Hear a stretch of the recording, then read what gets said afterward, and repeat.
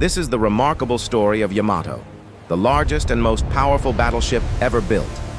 Conceived in absolute secrecy, surrounded by fear and silence, it was a war machine so immense that those who built it risked torture or imprisonment for revealing its existence. We'll uncover how Japan constructed this 72,800-ton leviathan under a shroud of deception, why it rarely fired its guns despite possessing unmatched power, and how its final battle marked the end of an era in naval warfare. In 1934, Japan faced an impossible challenge.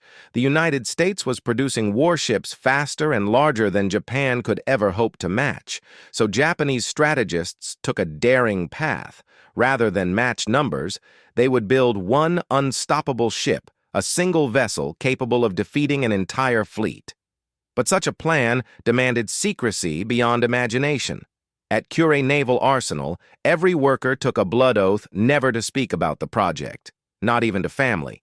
A massive screen, covering 75,000 square meters, was built to conceal construction from the sky. Inside, the project became known as Japan's greatest secret. Workers were photographed, investigated, and searched daily. Even internal documents were falsified. The ship's colossal 18.1-inch guns were officially listed as 16-inch to deceive foreign intelligence. When one blueprint vanished in 1938, the response was brutal. The worker responsible was tortured and imprisoned for 3 years, all because he had accidentally discarded it. Japan's military police ensured silence through fear. The secrecy worked flawlessly. U.S. intelligence believed the ship displaced only 57,000 tons and carried 16-inch guns. In truth, Yamato was a 72,800-ton fortress armed with the largest naval guns ever conceived, a ship so advanced the world had never seen its equal. At 263 meters long, nearly 3 football fields, it was more floating fortress than battleship. Its propulsion system was another marvel. 4 massive steam turbines generating 150,000 shaft horsepower. Enough energy to power a city, yet used to push a steel mountain through the sea at 27 knots. Yamato's main battery defined naval power. 9 18.1-inch guns, the largest ever mounted on a warship. Each barrel stretched over 20 meters and weighed 147 tons. A single turret, housing 3 guns, weighed 2,510 tons. Heavier than an entire destroyer. Each shell weighed 1,460 kilograms and could travel more than 42 kilometers, a distance that let Yamato strike enemies beyond the horizon. These shells were so heavy, Japan built a special transport ship solely to deliver them. Yamato's armor was engineered with one terrifying idea. It had to survive its own firepower. Its belt armor was 16 inches thick, and turret faces reached 25 inches of solid steel. The ship's barbettes and citadel formed a protective core capable of absorbing unimaginable punishment. It was a floating fortress designed for a duel that would never come, a machine of raw endurance in an age shifting rapidly toward air power. Yamato was completed just 9 days after Pearl Harbor. The moment Japan's war began in earnest.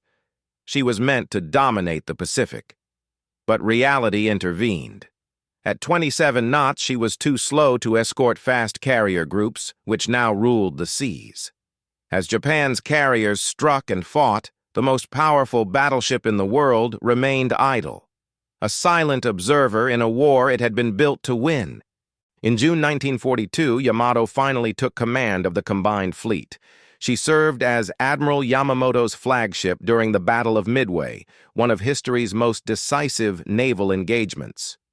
Yet, she never fired a single shell.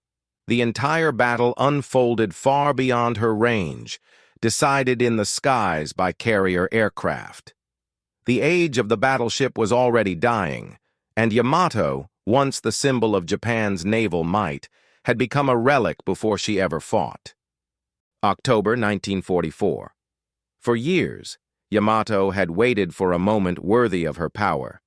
That moment finally came at the Battle of Leyte Gulf, the largest naval confrontation of World War II. She faced Taffy III, a small U.S. task group of escort carriers and destroyers. vastly outgunned but fiercely determined. At 6:57 a.m., Yamato unleashed her first salvo from 35,000 yards away. It was one of the longest-ranged shots ever fired in combat. Each 1.5-ton shell took more than a minute to reach its target. The rate of fire was slow, but a single hit could obliterate any ship afloat. Her first shells narrowly missed the escort carrier White Plains, detonating just beneath its keel. The explosion warped the hull so badly that the ship never returned to active duty. Yamato had proven what her guns could do, even without a direct hit. Next, Yamato turned her guns on the destroyer Johnston. From 20,000 yards, a full 9-gun salvo struck. 3 massive shells tore through the small ship, shattering its guns, crippling its engines, and killing much of the bridge crew. Against overwhelming odds, Johnston still fought back, defiance in the face of doom. For a brief moment, Yamato fulfilled her purpose. Her mighty guns roared, her armor held, her name inspired fear, but it no longer mattered. The battle was decided not by steel or shells, but by aircraft and speed. Yamato's glory was already fading, and her fate was sealed by a changing era. April 1945. Japan was collapsing. Its carriers were gone, its fuel reserves nearly empty. Desperation gripped the Imperial Navy, and the Emperor himself demanded action. Commanders responded with a final, tragic plan, a one-way mission of honor. Yamato would sail to Okinawa, beach herself, and fight as a stationary fortress. There was enough fuel for the trip, but none for the return. Every man aboard knew they would not be coming home. This was not strategy. It was sacrifice. On April 6, 1945, Yamato and her escorts departed the inland sea. Her decks were lined with young sailors, many just teenagers, saluting their homeland one last time. They called it Operation Tengo, Heaven Number 10. But American intelligence already knew. Codebreakers had intercepted every signal. As Yamato steamed south, U.S. carriers prepared an ambush.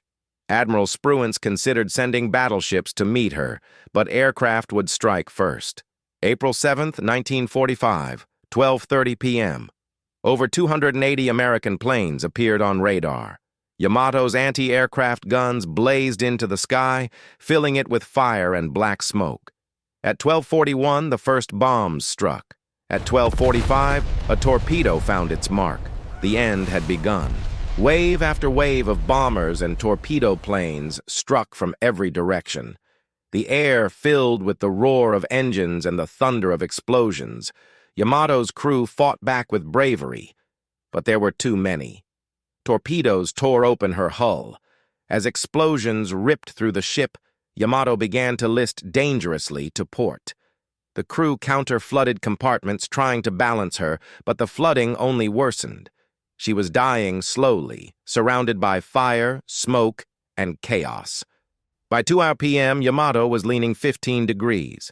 Pumps failed. Ammunition cooked off in the heat.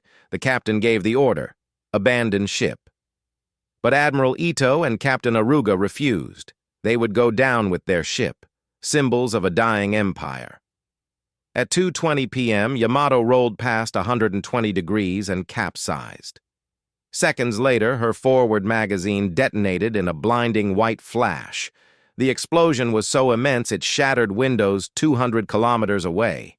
A mushroom cloud rose 20,000 feet into the air. The shockwave tore the ship apart. Steel plates twisted like paper, turrets ripped free, and fires consumed everything.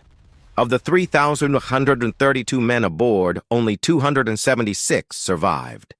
The rest vanished beneath the flames and oil-blackened waves. It was over in minutes. For decades, the sea guarded Yamato's grave. Survivors were forbidden to speak of what happened.